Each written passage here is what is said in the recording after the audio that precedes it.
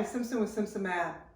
Let's talk about frequency distributions and different displays that we can use to show our data that we've collected. So this name Florence Nightingale may seem familiar to you.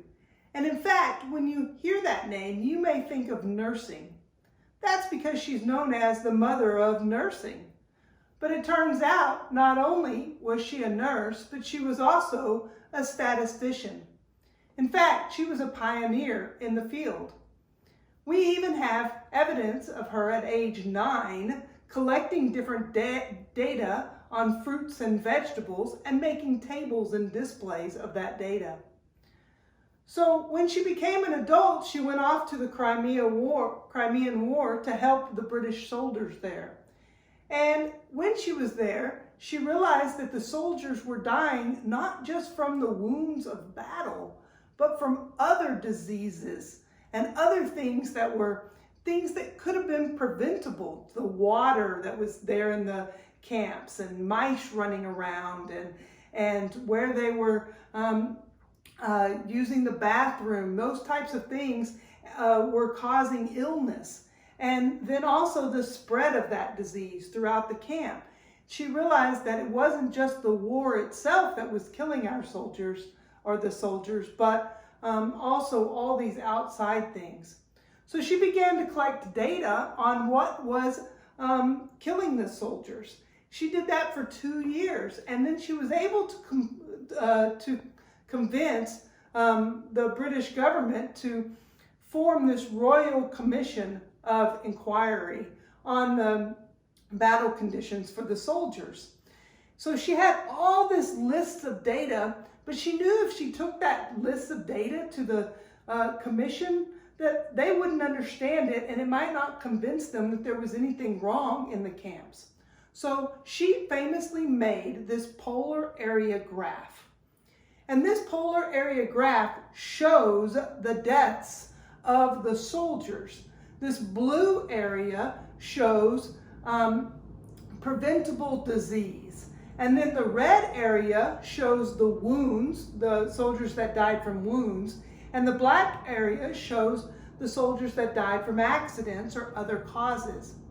Once she showed this display to the commission, then all of a sudden they understood that it wasn't just the wounds of battle that were killing the soldiers.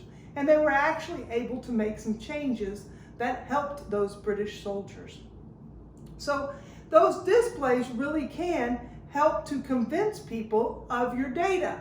So being able to understand displays and create displays is important in statistics for representing and showing that data. Let's talk a little bit about what it means to be a distribution. A distribution is just a way to describe the structure of a particular data set. So when we collect our data, that distribution just talks about that shape and structure of our data set. A frequency distribution is a display of the values that occur in a data set and how many of each value or range of values occurs. So you know, frequency just means how many.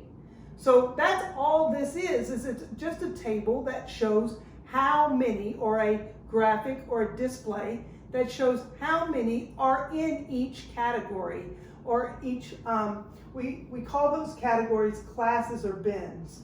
So the frequency, which we denote, in other words, when we write about frequency, we use this F, are the number of data values in a category.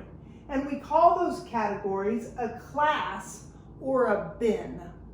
So different frequency distributions can display both qualitative and quantitative data.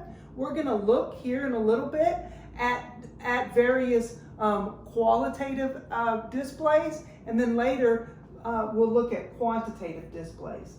Some examples of frequency distribution displays are frequency tables, bar charts, dot plots, histograms, and frequency polygons. And we're going to learn to create these and read these over the next little bit.